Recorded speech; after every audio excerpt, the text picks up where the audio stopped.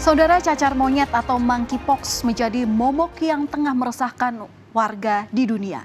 Penyakit ini pertama kali ditemukan di tahun 1958 di Denmark. Saat itu, 2 kasus seperti cacar terjadi pada koloni kera yang dipelihara untuk penelitian dan karena itulah disebut sebagai cacar monyet atau kini kerap disebut monkeypox atau mpox.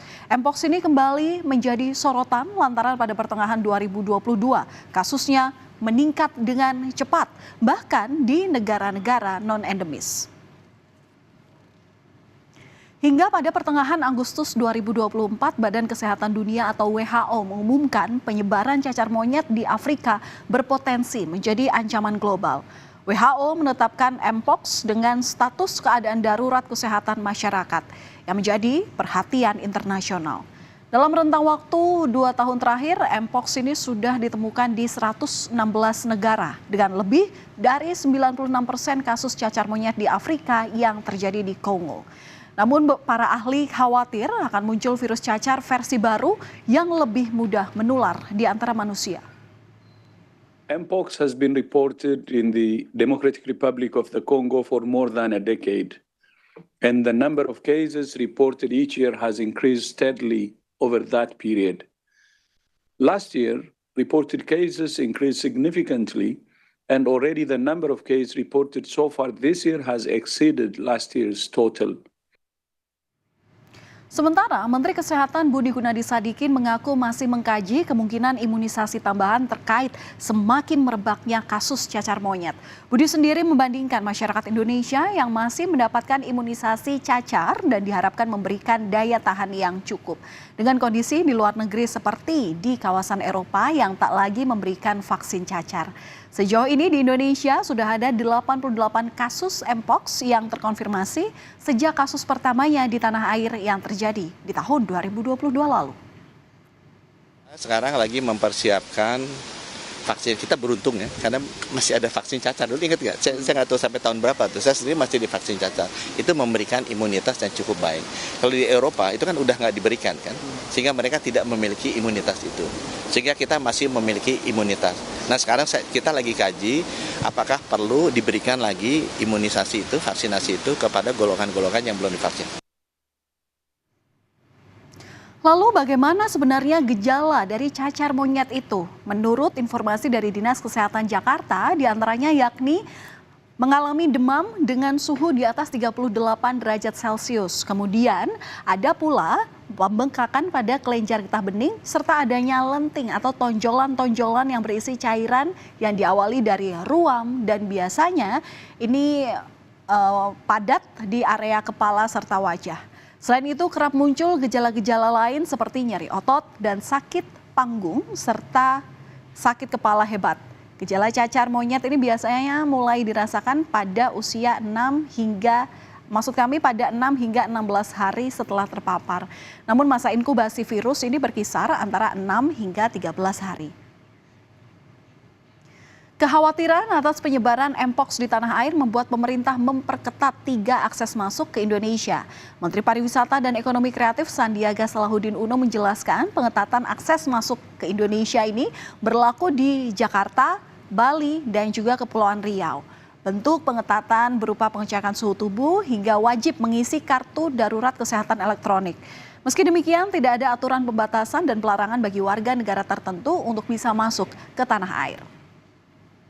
Meningkatkan kewaspadaan dengan pemantauan di 3 pintu utama masuk ke Indonesia yaitu Bali, Jakarta, dan Kepri dan memasang kembali thermal scanner atau pengecekan suhu udara dan juga pengecekan fisik bagi wisatawan yang suspek dan terakhir adalah pengaktifan kembali pengisian e-hack electronic health certification. Bicara soal sebaran virus mpox, Republik Demokrasi Kongo merupakan wilayah dengan angka kasus mpox tertinggi di benua Afrika. Dalam beberapa tahun terakhir, angka kasus penyakit tersebut di Kongo meningkat secara drastis. Bahkan kini di sana dilaporkan lebih dari 20.000 kasus Mpox dengan diantaranya 632 kematian hingga 1 September 2024. Kondisi ini membuat tenaga medis di sana kewalahan dan berharap pemberian vaksin bisa segera dilakukan. De la fréquentation. En moyenne, à partir de cette date-là, nous recevons en moyenne, par jour, nous recevons environ 30 malades. Et à l'heure où nous sommes en fait, ce rythme a évolué jusqu'au moment où nous parlons. Nous sommes arrivés à un moment où on était tellement débordés. Sementara di Indonesia, baru-baru ini seorang ibu rumah tangga di kota Palembang dikarantina karena diduga terpapar virus cacar monyet. Menurut keterangan dokter puskesmas 4 Ulu Palembang, gejala yang dialami pasien yakni adanya luka di bagian telapak tangan dan kakinya. Diduga pasien ini tertular dari tetangganya. Saat ini, pasien telah diberi obat dan menjalani karantina secara mandiri selama 2 pekan. Pihak puskesmas kini juga masih menunggu hasil dari uji laboratorium. Itu kita lihat dari bentuk lukanya, bentuk lesinya. Di mana tuh, Dok? Lesinya itu sebenarnya harusnya muncul pertama dari tubuh, dari badan, ntar dari menyebar. Nah, cuman kemarin pasien kita itu kita temukan lesinya itu ada di tangan. Lesinya banyak dan bentuknya itu dia seperti keropeng. Warnanya hitam. Warnanya hitam. Kita sebagai masyarakat pun diharapkan untuk bisa lebih waspada terhadap penularan Mpox. Penularan antara lain bisa terjadi melalui saluran pernafasan dan juga kontak langsung cairan tubuh yang terinfeksi. Termasuk juga kontak dengan ruam yang kemudian berkembang memiliki cairan di dalamnya. Virus Mpox sendiri diketahui terbagi menjadi 2, saudara. Menurut Kepala Biro Komunikasi dan Pelayanan Publik Kementerian Kesehatan Siti Nadia Tarmizi, virus Mpox yang tersebar di Indonesia ini menyebabkan gejala yang lebih ringan. Dengan tingkat kefatalan yang lebih rendah, mayoritas penderita Mpox di Indonesia tidak membutuhkan perawatan di rumah sakit. Meski begitu, masyarakat mesti tetap waspada atas penyebaran cacar monyet. Clade 1B yang kasus Mpox kita temukan di Indonesia ini gejalanya lebih ringan dan angka fatalitasnya itu kurang dari 1%.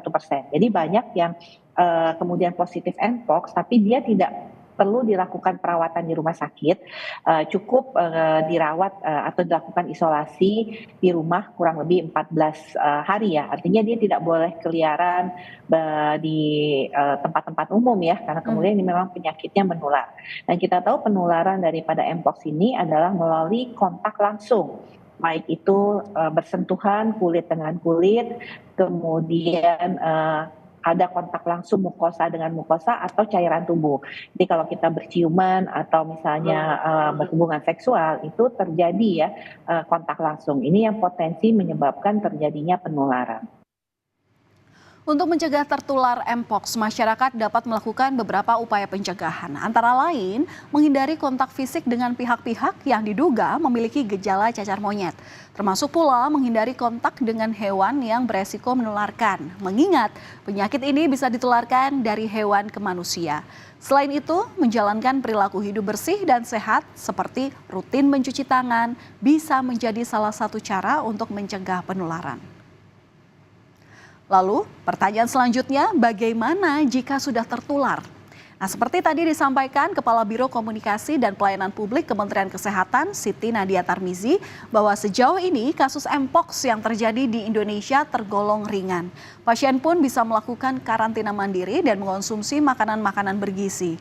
Mengingat penyakit ini secara umum bisa sembuh dengan sendirinya dalam kurun waktu 2 hingga 4 pekan. Namun pemberian antivirus juga bisa dilakukan jika memang ada kondisi pasien yang memberat atau beresiko tinggi.